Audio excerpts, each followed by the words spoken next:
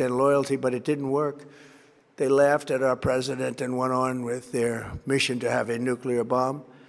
His Iran deal would have led to a colossal arsenal of massive nuclear weapons for Iran, and they would have had them years ago, and they would have used them. It would have been a different world. There would have been no Middle East and no Israel right now, in my opinion, the opinion of a lot of great experts, had I not terminated that terrible deal. And I was so honored to do it. I was so proud to do it. It was so bad right from the beginning. Essentially, I did what no other president was willing to do.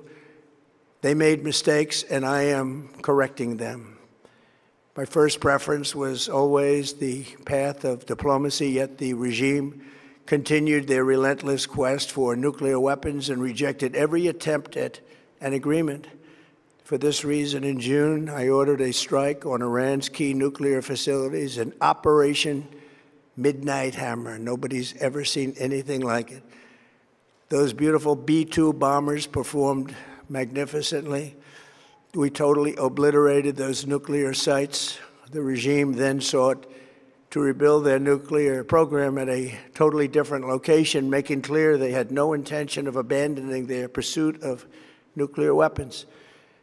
They were also rapidly building a vast stockpile of conventional ballistic missiles and would soon have had missiles that could reach the American homeland, Europe, and virtually any other place on Earth. Iran's strategy was so obvious.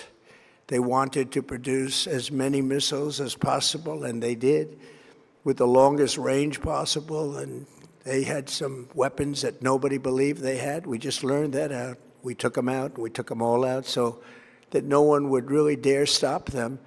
And their race for a nuclear bomb, a nuclear weapon like nobody's ever seen before. They were right at the doorstep. For years, everyone has said that Iran cannot have nuclear weapons, but in the end, those are just words if you're not willing to take action when the time comes. As I stated in my announcement of Operation Epic Fury, our objectives are very simple and clear. We are systematically dismantling the regime's ability to threaten America or project power outside of their borders. That means eliminating Iran's Navy, which is now absolutely destroyed, hurting their Air Force and their missile program at levels never seen before, and annihilating their defense industrial base. We've done all of it. Their Navy is gone, their Air Force is gone, their missiles are just about used up or beaten. Taken together, these actions will cripple Iran military, crush their ability to support terrorist proxies, and deny them the ability to build a nuclear bomb. Our armed forces have been extraordinary. There's never been anything like it militarily. Everyone is talking about it, and tonight I'm pleased to say that these core strategic objectives are nearing completion. As we celebrate this progress, we think especially of the 13 American warriors who have laid down their lives in this fight to prevent our children from ever having to face a nuclear Iran. Twice this past month, I've traveled to Dover Air Force Base, and it's been something. I wanted to be with those heroes as they return to American soil, and I was with them and their families, their parents, their wives, their husbands. We salute them, and now we must honor them by completing the mission for which they gave their lives. And every single one of the people, their loved ones said, "Please, sir, please finish the job," every one of them.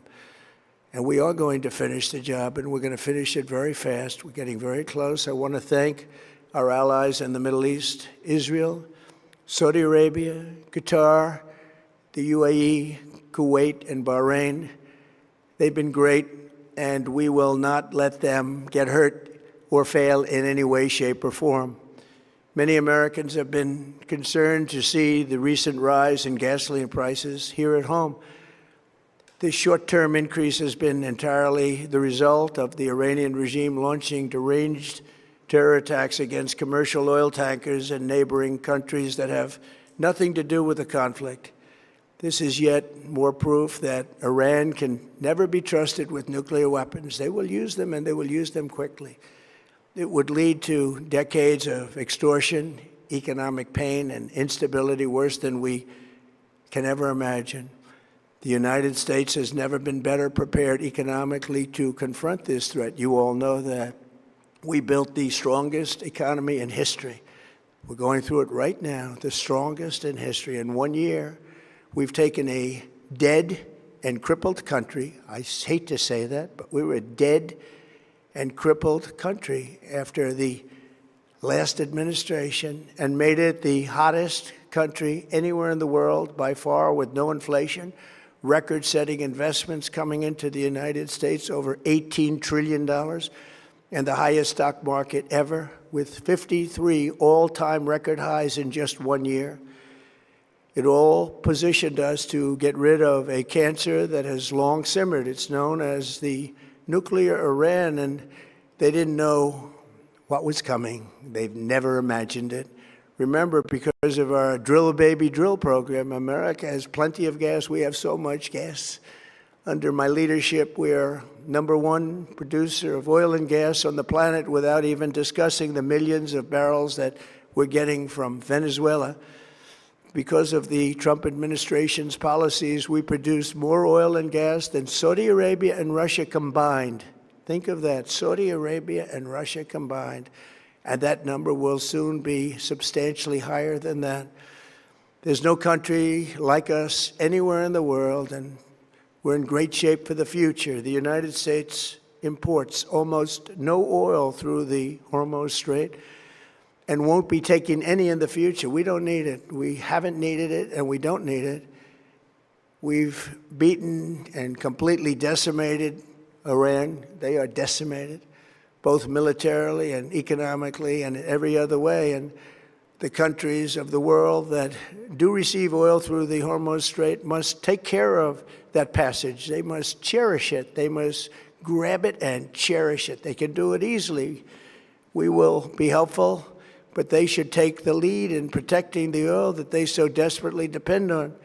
So to those countries that can't get fuel, many of which refuse to get involved in the decapitation of Iran, we had to do it ourselves. I have a suggestion. #1, buy oil from the United States of America. We have plenty. We have so much. And #2, build up some delayed courage. Should have done it before. Should have done it with us, as we asked. Go to the Strait and just take it, protect it, use it for yourselves. Iran has been essentially decimated. The hard part is done, so it should be easy. And in any event, when this conflict is over, the Strait will open up naturally. It'll just open up naturally. They're going to want to be able to sell oil because that's all they have to try and rebuild. It will resume the flowing, and the gas prices will rapidly come back down. Stock prices will rapidly go back up. They haven't come down very much, frankly. They came down a little bit, but they've had some very good days over the last couple of days. We've done actually much better than I thought, but we had to take that little journey to Iran to get rid of this horrible threat. With our historic tax cuts, where people are just now talking about receiving larger refunds than they ever thought possible, they are getting so much more money than they thought. That's from the great, big, beautiful bill. Our economy is strong and improving by the day, and it will soon be roaring back like never before. It will top the levels that it was a month ago.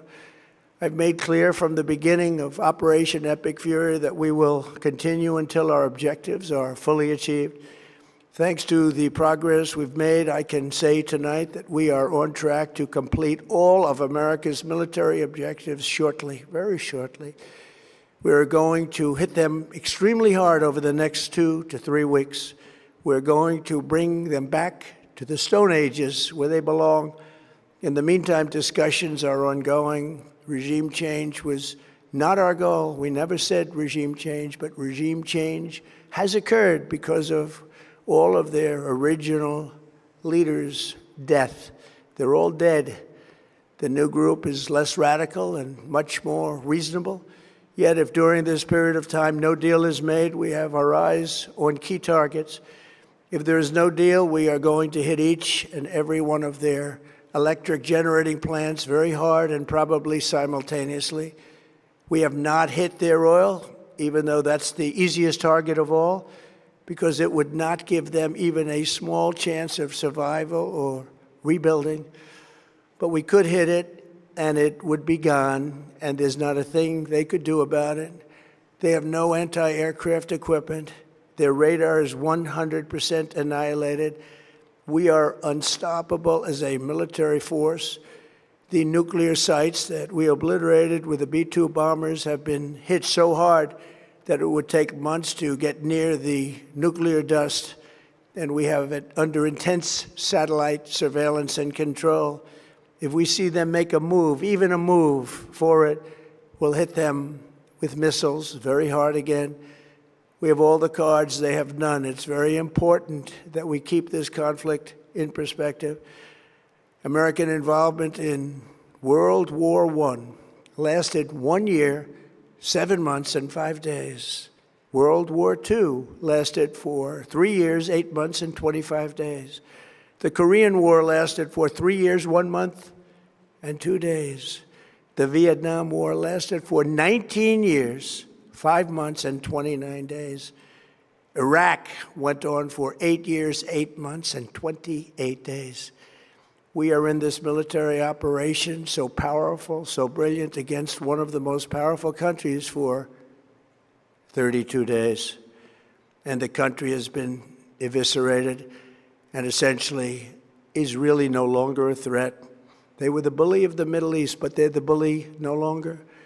This is a true investment in your children and your grandchildren's future. The whole world is watching, and they can't leave the power, strength, and brilliance. They just can't believe what they're seeing. They leave it to your imagination, but they can't believe what they're seeing, the brilliance of the United States military. Tonight, every American can look forward to a day when we are finally free from the wickedness of Iranian aggression and the specter of nuclear blackmail.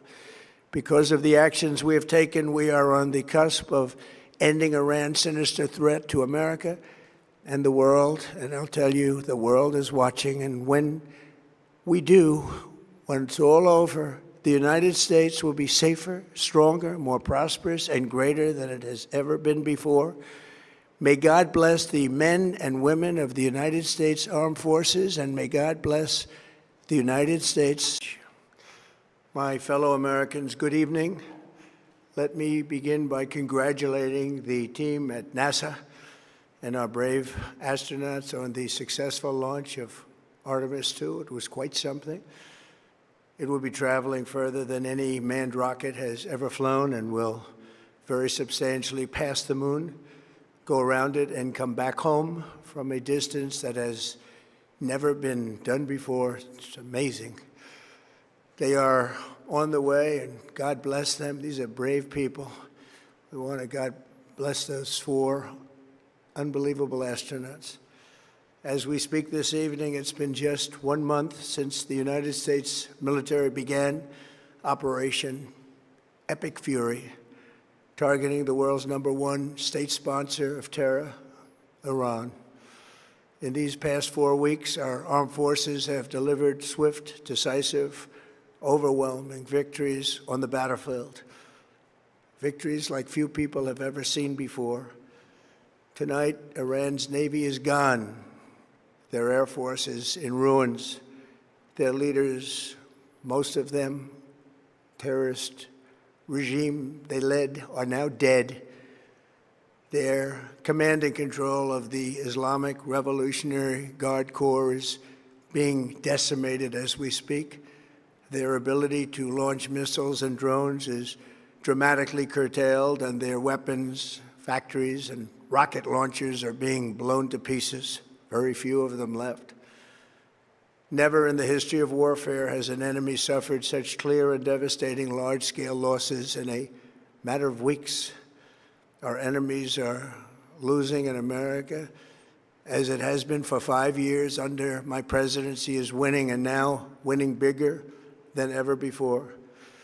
Before discussing this current situation, I also want to thank our troops for the masterful job they did in taking the country of Venezuela in a matter of minutes.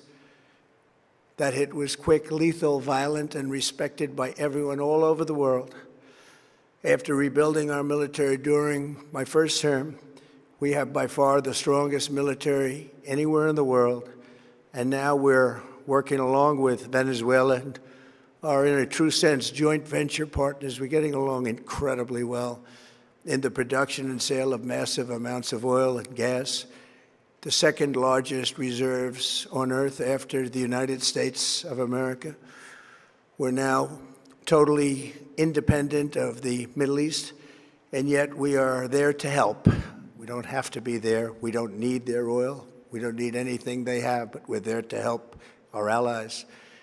Tonight, I want to provide an update on the tremendous progress our warriors have made in Iran and discuss why Operation Epic Fury is necessary for the safety of America and the security of the free world. From the very first day I announced my campaign for president in 2015, I have vowed that I would never allow Iran to have a nuclear weapon. This fanatical regime has been chanting death to America, death to Israel for 47 years. Their proxies were behind the murder of 241 Americans in the Marine barracks bombing in Beirut, the slaughter of hundreds of our service members with roadside bombs. They were involved in the attack on the USS Cole, and they carried out the countless other heinous acts, including the just horrible, bloody atrocities of October 7th in Israel, something that most people have never seen anything like it. This murderous regime also recently killed 45,000 of their own people who were protesting in Iran. 45,000 dead. For these terrorists to have nuclear weapons would be an intolerable threat. The most violent and thuggish regime on earth would be free to carry out their campaigns of terror, coercion, conquest, and mass murder from behind a nuclear shield. I will never let that happen, and neither should any of our past presidents. This situation has been going on for 47 years and should have been handled long before I arrived in office. I did many things during my 2 terms in office to stop the quest for nuclear weapons by Iran first, and perhaps most importantly, I killed General Qasem Soleimani in my first term. He was an evil genius, a brilliant person, a horrible human being, however, the father of the roadside bomb, and he lived just horrible what he did. Iran would have been perhaps in far better, stronger position. Had he lived, we would have had probably a different conversation tonight. But you know what? We'd still be winning and winning big. And then, very importantly, I terminated Barack Hussein Obama's Iran nuclear deal, a disaster. Obama gave them $1.7 billion in cash, green cash. Took it out of banks from Virginia, D.C., and Maryland, all the cash they had. He flew it by airplanes in an attempt to buy their respect and loyalty, but it didn't work. They laughed at our president and went on with their mission to have a nuclear bomb. His Iran deal would have led to a colossal arsenal of massive nuclear weapons for Iran, and they would have had them years ago, and they would have used them. It would have been a different world.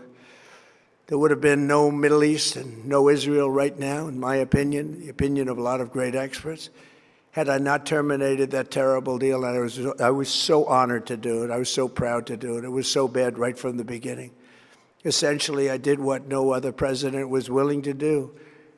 They made mistakes, and I am correcting them.